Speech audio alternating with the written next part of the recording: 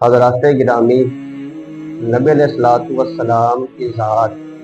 جس طرح آپ کے لیے اور میرے لیے آئیڈیل اور نمونہ ہے، اسی طرح نبی علیہ الصلوۃ والسلام کی بات، آپ علیہ الصلوۃ والسلام کا کیا گیا عمل، وہ بھی ہمارے لیے ہدایت کی راہ ہے۔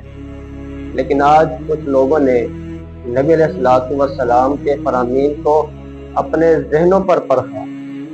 کہ ہم اس حدیث کو لیں گے، آپ علیہ الصلوۃ والسلام کے اس فرمان کو لیں گے جو ہماری عقل کے مطابق ہوگی، یا دوسرے الفاظ میں یوں کہہ لیں، ہم اس حدیث کو لیں گے جس کو سائنس تسلیم کرے گی۔ میرے محترم بھائیوں، ایک قاعدہ، ایک کلیہ یاد رکھ لیجیے کہ جب آپ کو یہ لگے نا کہ حدیث عقل نہیں مان رہی، دوبارہ سن لیں، آپ کو جب یہ لگے کہ حدیث آپ کی عقل نہیں مان رہی،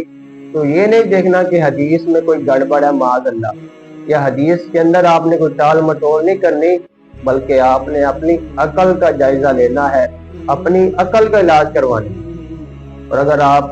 پھر بھی یہ جستجو کریں کہ ہمیں وہی حدیث چاہیے جس کو سائنس بھی مانے، تو انشاءاللہ آئندہ ویڈیوز کے اندر آپ کے سامنے وہ احادیث لائی جائیں گی جن کا ایک مرتبہ لوگوں نے رد کیا، لیکن سائنس نے جیسے جیسے ترقی کی، جیسے جیسے وہ آگے بڑھے، اسی طرح وہ احادیث ثابت ہوئی، اور انشاءاللہ قیامت تو آ سکتی ہے۔ آپ کو میرا یہ عقیدہ ہونا چاہیے کہ نبی علیہ الصلوۃ والسلام کی کوئی ایک حدیث بھی شک و شبہ والی نہیں ہو سکتی۔ قیامت آ جائے گی، آپ علیہ الصلوۃ والسلام کے فرامین قرآن کی طرح باقی اور برقرار رہیں گے۔